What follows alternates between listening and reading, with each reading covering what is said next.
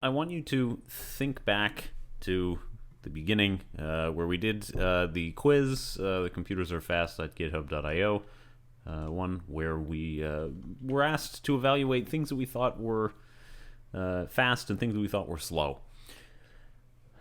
Normally, in a regular term, I would say, I remember how we did when we did that exercise, because we did it mostly as a group, and we can say something about whether we did well or badly, and I can probably even put some context to that and say, yeah, it was about average, maybe a little better, maybe a little worse than classes usually do. In any case, classes usually get somewhere around half of them right, maybe a little less. So what that should tell us, I think, is that our intuition is wrong. You could also extrapolate from that, perhaps, just the wisdom of crowds doesn't exist, and that an individual person might have had very good estimates for all these things, but as a group, if I just took by show of hands who was going to vote for what, that was wrong, and we don't get good answers that way. Okay, that's a fair takeaway as well, which means that even though an individual person might be correct, as a group, we're probably wrong. So, yeah, intuition is not a good mechanism for making good decisions about how or what to optimize. And this is not just at a macro level, but also as a micro level. I mean, you could say, I know for sure that computation of X is slow, but if you sit down and examine carefully the steps in that function, then what steps in there themselves are slow? Without a good way of measuring this, it's very hard to come up with the right answer. If you don't use tools, you end up guessing, and you make assumptions about what you think is slow, and you're likely to change it. And you've probably heard this famous quotation before, but here it is in the full context. Programmers waste enormous amounts of time thinking about or worrying about the speed of non-critical parts of their programs, and these attempts at efficiency actually have a strong negative impact when debugging and maintenance are considered. We should forget about small efficiencies, say about 97% of the time. Premature optimization is the root of all evil, yet we should not pass up our opportunities in that critical 3%. Right. You've probably heard the premature optimizations part, and that I don't think is anything new to you. But given its full context, maybe it gives you a little bit more idea of what is intended by the author. And that is that there are parts that matter, and we should definitely focus on those parts. However, it is important to choose carefully. Going about it blindly is probably a waste of time, and maybe you just get lucky. You optimize the slow part. The saying goes, even a blind squirrel finds a nut. And some problems are so incredibly obvious that there's no way that you could miss them, in which case it's not hard to find them and correct them. That part can easily happen, but those are the rare cases, and most of the time we have to actually figure it out the hard way, where we actually gather information to use data. So in a formal sense, if you want to make your program better, and better in this case is faster, you have to find out what's slow and why, and then make improvements on that. And most of the things that we've talked about so far have really been about the practicalities of how do we speed something up. We didn't really talk about what you should speed up. Maybe that's something that's come up for you on an assignment where you've said, look, I'm going to try to figure out what is slow in here, and I'm going to try to investigate it, and you may have used various tools. Printf debugging for speed up is potentially a tool. I wouldn't say no if you told me that that you have data that showed that's how it works and that's how you gathered it. But there are more specialized tools for this purpose, which we will now get the opportunity to investigate. All right. The general idea is that we want to gather data on what takes the majority of the time, and the data to be actionable probably has to be broken down into something that is organized in a way that's easy to understand.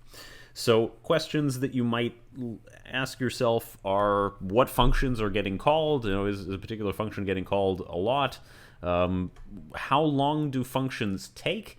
If a particular function is called a lot but it's very quick, is that a problem? If it's called a lot and it's very slow, it's almost certainly a problem. But figuring out how long a function takes to run is part of organizing it, and you can find out which ones take the longest so that you've got this data to analyze. What's using memory? Sometimes your problem is not really CPU usage, but it's there's a lot of memory consumption, and so figuring out why and where that's going is also an interesting question that we can answer using profiling. All right. There is the informal way, and the same that you might do debugging with print statements as a way of not having to learn how to use something like GDB or another debugger. You can. Up to a certain level, I think it works. For a small program, it's an assignment that you're doing in a course, you can get away with printf kind of debugging. Print statements will help you track down things, and it is valuable, and I'm not saying you never want this. I mean, this is why log files exist. Those things can actually give you pretty helpful information overall, but they're not the full picture. They aren't quite enough to tell you everything that you need. I mean, you can, when you enter a function foo, if you think this is a slow function, put a print statement that says, all right, well, entering function foo with a timestamp, and then later when you're exiting from it, you put exiting function foo with a timestamp, and then you can, get out your calculator and do the math, and you can say, yep, all right, so the difference in time between these two things is this much, and there you go. That gives you an estimate anyway of how long it takes to execute that function. It's not perfect because the act of logging itself has certain overhead costs. If the function times that we're talking about are measured in whole seconds, then sure, fine, whatever, it doesn't matter how long it took to assemble the print statement. But if we are looking at very small time frames, then you are adding to it significantly if you end up actually forming a print statement, especially one that requires a lot of formatting in it. All right. I've done that myself to figure out what's going on in a large function. You might also remember back from the first topic where we talked about the report that involved updating exchange rates and things. And because this task was taking 30 minutes, it was not a problem for me to just drop in a couple of print statements and say, yep, here's a print statement that tells me when updating exchange rates has been finished, and I can compare the timestamps, and it's like, oh my goodness, it's 12 minutes. That's a really long time. And there is a need for manual accounting in that sense, because I have to do the math on how long it took. But again, if we're talking in minutes, it's not such a big deal. This is also an example of what is called invasive profiling. It's invasive because we are changing the system that we want to examine. We're not just observing its behavior. I had to recompile and redeploy it. Admittedly, it was a local deployment on my own laptop, so that's not an expensive or a time-consuming operation to do. It's part of your normal development process, and I was already doing it many times every day. So that part is not a big deal, but that still qualifies as invasive because we are changing the program so that we can have some observations about its behavior. We don't have to do that. There's other forms of profiling that are much more observational in nature and don't require any changes to the program and don't require recompiling. That's especially helpful when the program is not really under your strict control and you can't just at a whim recompile and redeploy it, which will sometimes be the case. Sometimes you will be proving that the problem is not in your code but is in some third-party service that you don't have the source code for, or is not something that you have direct access to. And that kind of thing can happen, and we'll deal with it if it does. Another approach, just for completeness, is the Wizardry approach. if you are an experienced individual in programming, you might be able to look at a piece of code and identify a potential bug, and find the problem, as I would say, by inspection. And that is, you can look it over and you can say, aha, there's a risk here that there's a null pointer exception because there is a chance that this function returns null. And you found the bug, and you don't necessarily have to set up a complicated test scenario to reproduce it. You can say, I know what would happen, and you did it by inspection. You didn't have to run the code. You just looked at it. Actually, even better if you can do it as a code reviewer instead of when a bug has been reported. As a code reviewer, you can spot it and you can say, well, there's a possibility here if this condition is true and that condition is false, then an unexpected outcome occurs. You could do that, and that will work also for some of the performance things. If you are knowledgeable about the area, you know how these things work, you may be able to spot somewhere a potential performance problem. Speculative execution in your head is a lot harder for performance than debugging, and also this isn't like a skill I can teach you. I think back about some of the classes I took, particularly math classes, and there were a couple like this in high school, where the profs and teachers, I think, were just not super good at explaining, for the mind of a beginner, what to do. They would just say, like, it is obvious that this follows from that. It is not obvious, and I don't have a PhD in math, so that kind of thing. Well, I don't know how to teach it. I can't say, all right, well, if you just stare at it long enough and wish really hard, then suddenly all the puzzle pieces will fall into place and it will seem to be obvious to you. I can't promise that. No. What I can say is we'll do a systematic approach.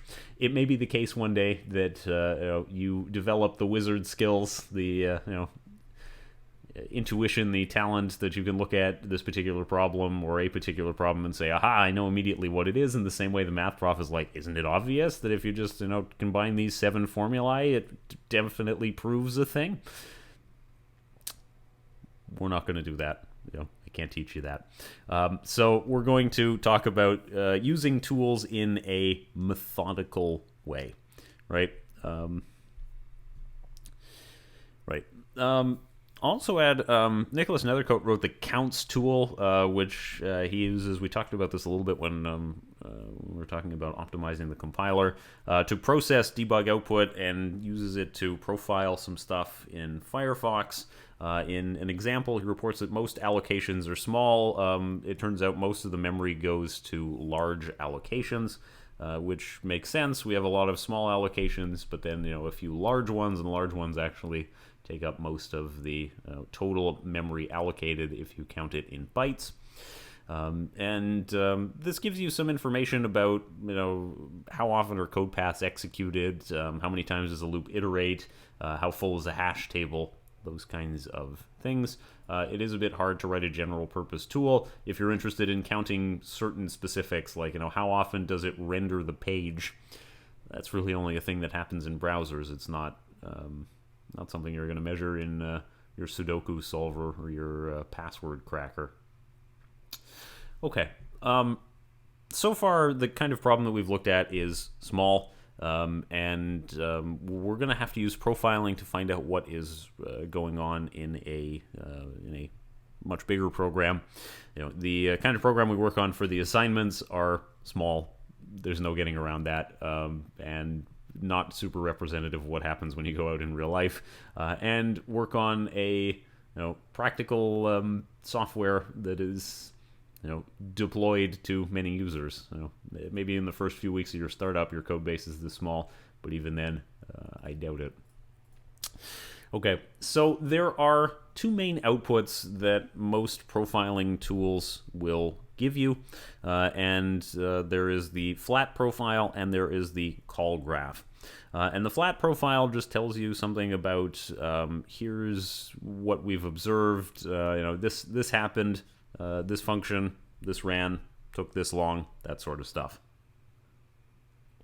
The call graph tells you about which functions call which other functions. And those give you an overview of what is actually happening in the execution of your program, giving you a workflow. So you can say, aha, foo calls bar, calls baz, and we know that one of those is slow, so we can work out, all right, that's the path. This is how we got into the situation that we're in. So that is the purpose of the call graph. And the two main gathering methods for data are statistical and instrumentation-based. And the sampling-based version, that's the statistical version, is that effectively every so often we interrupt the program and we say, tell me about what you're doing right now. So it tells you what function we're in, what code we're executing, how long things are going, various counters. So we're querying the system state. And we are, taking down some notes about what has happened and what's going on so far. And we know that if we do this, at a reasonable frequency, we'll get a good picture of what the program is doing.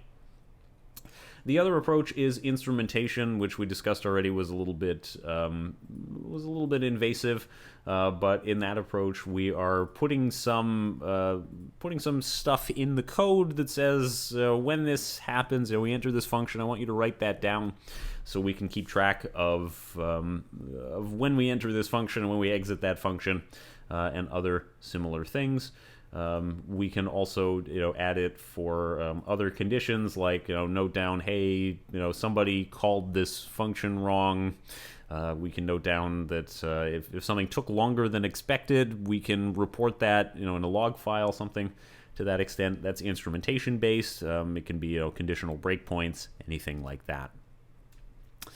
So the flat profiler says, what is the average time in a particular function? We've said, we're interested in how long does it take to run function foo, and we can get that, as an average. So it normally takes 10 milliseconds to execute this function, but it doesn't tell us very much about the context of that. A function could take a short time if it's called with one set of arguments and a long time if called with another set of arguments. And so having the flat profile graph on its own maybe isn't enough. The call graph profiler gives you a bit more context because it tells you something about who called what, and that might say something interesting about when foo is called from bar, it executes quickly, but when it's called otherwise, it executes slowly. That would be useful information. It would tell you something that you could use to perhaps improve what happens in that function. So it gives you call times, frequency of function calls, how many times does foo call bar. If you find you're parsing the same string over and over again, stop it, parse it once, and save that result. And it gives you a call graph. Right. So the statistical profile is, as I said, taking samples of the system state, where we're going to, for example, gprof's default frequency for interrupting the program is every 100 milliseconds. And so stop what's going on, ask for some details, query that, write it all down. And then we can use that. We can process that data later to track what happened. It does cause some slowdown, right? Interrupting the program every single time is going to have a certain cost. We're going to unfortunately have the cost of the interrupt. And interrupt handling, as we may have previously discussed, is not free. That probably came up in a previous course on concurrency or operating systems course or something to that effect. It's not free. Interrupts are somewhat expensive, and on top of that, the actual work of accounting is non-zero. I mean, it's not huge, but it's non-zero, and so we can't pretend that it doesn't exist. And the instrumentation approach, we could do it at compile time, which is probably better. Hot swapping things in at runtime is usually somewhat expensive. We've got to compile it and swap stack frames and things. And we talked about some of the concepts necessary to do that when we talked about self-optimizing software, in that it is possible to make it so that we can swap out a piece of software here or there. but doing it at runtime is kind of expensive. And this can be either manual or automatic. So manually would be we intentionally say, here's where I want there to be logging information, and the alternative is that every time we enter a function, that results in a piece of data being recorded. So here's a guide, if you will, to profiling. I mean, we're going to talk about per process profiling, and that we're looking at an individual process, but also talk about system-wide profiling, where we think about looking at what is going on in the whole system as it's executing. The Rust Performance book talks about profiling as well, and it actually talks about several subjects in more detail than we'll have time for in this course, but we'll just go through some basics so that you have what you need to get started and complete the assignment where you will need profiling, and also in the future so that you can seek out other things for the specific situation that you're facing. Anyway, if you need your system to run fast, obviously profiling is important. You can't just leave this to the end. If you leave it to the end, that won't work. That's unrealistic. You can't take a program that's been slow its entire life and then just magically run it through a couple of tools and say, aha, change this, change that, change this other thing, and it will magically be faster all at once. That's not really possible. What you're asking for couldn't exist. So you have to design with performance in mind if you know that performance is going to be important. If we're going to use profiling on a large software system, the first thing that I say, though, is don't focus on the optimizations in the beginning. First, just write your code clearly and concisely and correctly. Focus on correctness. If the program is wrong, it doesn't matter if it's fast. So we want to be sure that it's correct, make it nice for the reviewers, that kind of thing. Particularly because before the code is written, we don't necessarily know if it's going to be fast or slow. Some operations inevitably will be slow. Again, if we're talking about doing a hash computation for cryptographic hash, it's intentionally slow, but there's slow and then there's really slow. But for the beginning, focus on correctness, and we can add some optimizations as needed. Profile to get a baseline of performance so we know whether a particular change is an improvement or making something worse. And it will allow you, if you have a baseline to compare against, to track any changes to see if it made things better or worse. But also, if your data is telling you you're on the wrong track and the program is going to be too slow and it won't meet its purpose, this is supposed to be, a video decoder, and you have to decode the video at a certain rate, otherwise nobody can watch the video. If you're not meeting those targets, then you have some early warning, if you will, that you need to make changes, you need to redesign before it's too late. And when you are looking at your program, what do you look for in the profiler? So here are some good signs. Time is spent in the right parts of the system. If it's a video decoder, it should be spending most of its time decoding video. That seems obvious, but it sometimes needs to be said. Wherever the main work that you're doing is supposed to be, that's where time should be going. It should not be going to set up and clean up kind of costs. I mentioned previously when I was running the n-body problem using CUDA, one of the things I was looking for is time being spent in the right part of the system? Is it being spent calculating forces? I suspected the answer to that was no, and that actually most of the time was going to overheads of setting up and transferring data. I was wrong, but in that case it was a good sign that time was spent in the right part of the system calculating forces. Next thing is most time should not be spent in handling errors, exceptional cases, those kinds of things. The normal case is what is supposed to happen. Exception handling is expensive. And so if you find that your program is spending a lot of time handling exceptions, you might want to rethink how you consider exceptional cases. To give you an example, I was recently working on something that had to do with charging customers money, and the insufficient funds scenario results in throwing an exception and catching it. And my argument is that actually that shouldn't be an exception because, insufficient funds is a valid outcome. We tried to charge the money and the answer could be yes or no. An exception is, the payment processor is down, and we can't connect to them, and we can't try the transaction. That's an exception. We can handle the exception and say, sorry, it's down right now. We'll try again later. But we tried to charge and there were insufficient funds. That's an answer. It's a normal answer, and that shouldn't be handled as an exception. And because exceptions are somewhat expensive to handle, we should think about taking code out of exception handling and making it instead part of the normal workflow where you have an answer that it could be yes or no as opposed to yes or exception. The other thing that is on this list is you don't want to spend excessive time in the operating system. That potentially ends up just wasting time because we're not using CPU cycles because the OS is doing all of our work, and it suggests that we're probably waiting a lot for I/O or something that we could maybe improve on.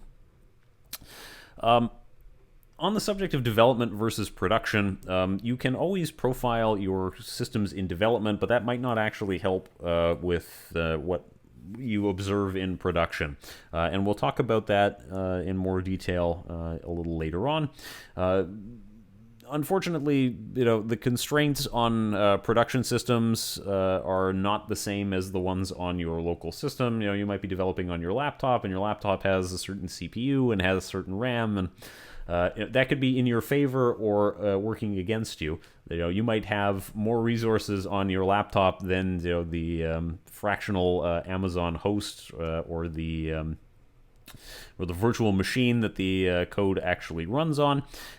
Alternatively, it could be the other way around. So the server that's running your code could have 64 gigabytes of RAM and you have only 16 in your laptop, and that kind of thing can make a significant difference.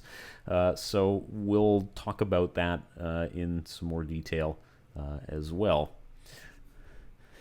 The other thing to note, of course, is that if you want to do profiling on a live production system, there are some rules that you don't want to break.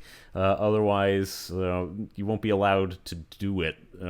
Nobody will agree, I suspect, unless it's truly a dire emergency, to allow you to do profiling on a production system that really slows it down. Or that makes it so that it likely crashes because you just hot swap in some other stack frames that are untested, uncode reviewed. It was just something I threw together, and I don't know, there's a null pointer exception. I don't think anybody's going to allow that.